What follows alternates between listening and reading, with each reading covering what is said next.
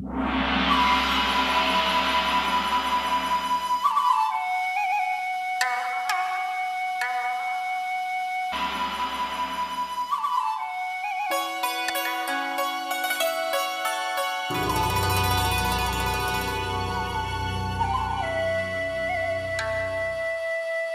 it's great to be able to sit down and talk with you. I've dined and had great experiences in your restaurants on many occasions, but now getting to know you, it's probably a little surprising to folks, the man behind the chain of Japanese restaurants. How did you get involved in this business? Well, I grew up in the kitchen in New Jersey and went to chef school when I was 17, 18, and 19.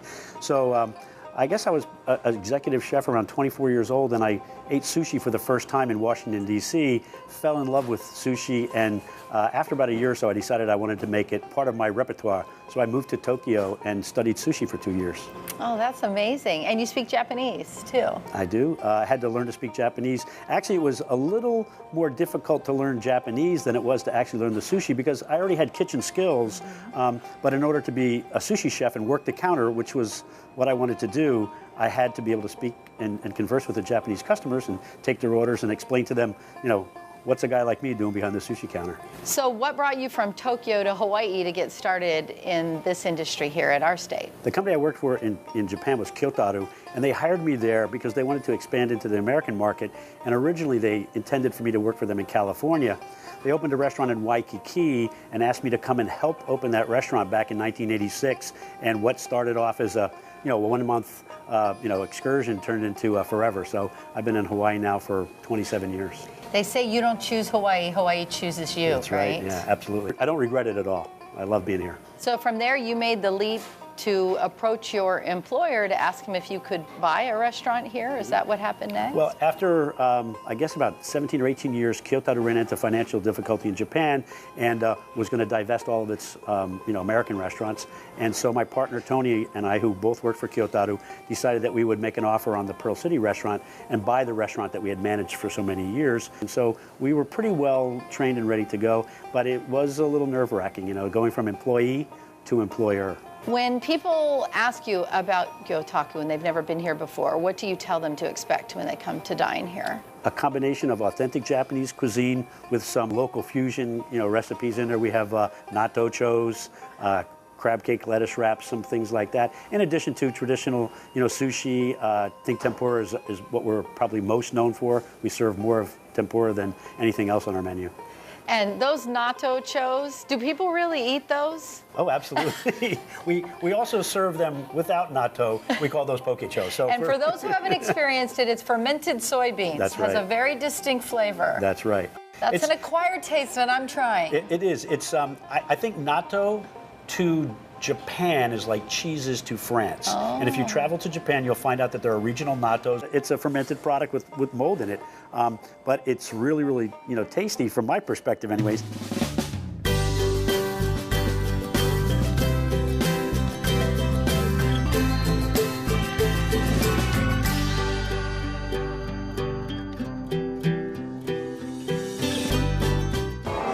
Natto chos.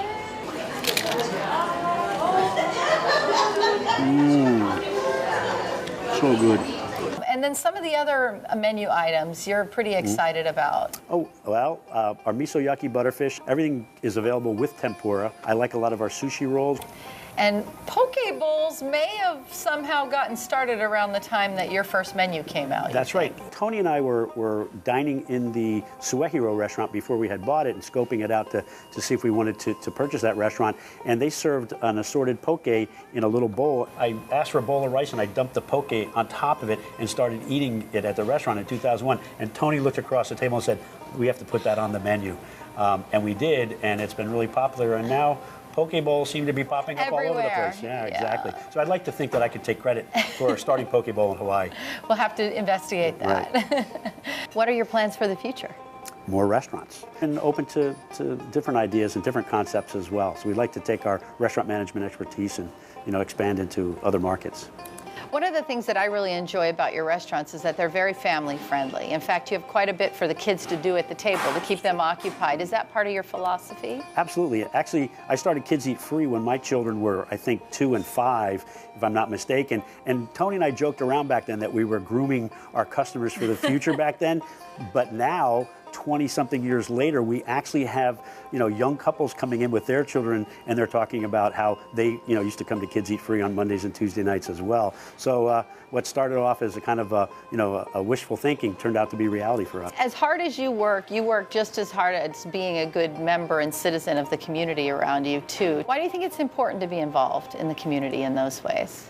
Well, it's important to reach out and I think and thank the people that have been doing business with you in your restaurant. You cannot be in business and always be taking. You got to give back, and it's important to support the community around us because it adds, I think, quality to everybody's daily experience.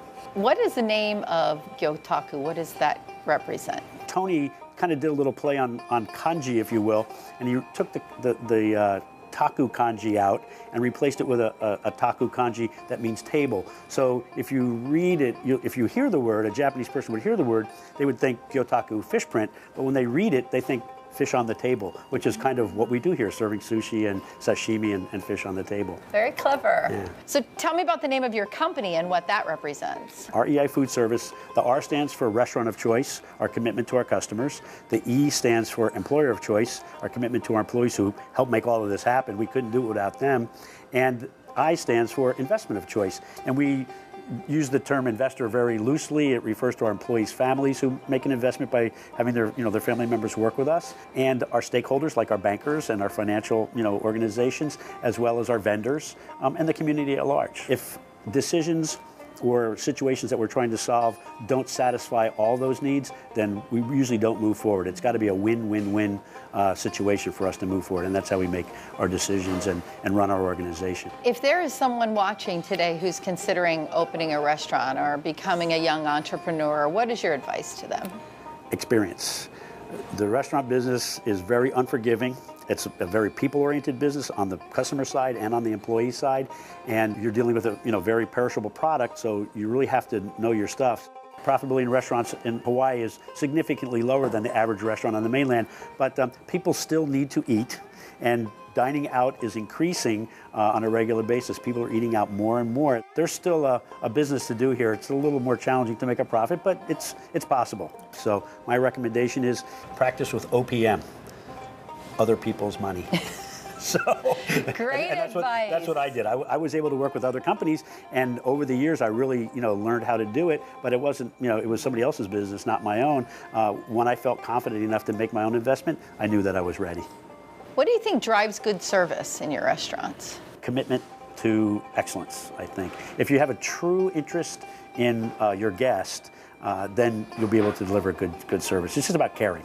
So you must have a favorite. I know you're very involved in the menu. What's your favorite item on the menu? My favorite item on the menu is probably negi hama roll, which is the hamachi tataki inside of a reverse roll. Secondly, natto chos. I love natto. Really? I do. I love natto. What do you hope people take away from eating in one of your restaurants?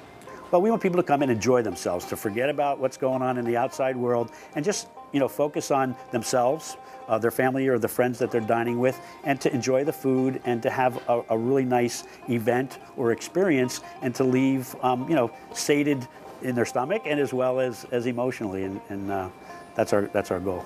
I really take a lot of enjoyment in just walking through the dining room and watching, people enjoy food and have a good time. And so I get my satisfaction very quickly just by serving food and make sure people have a good experience.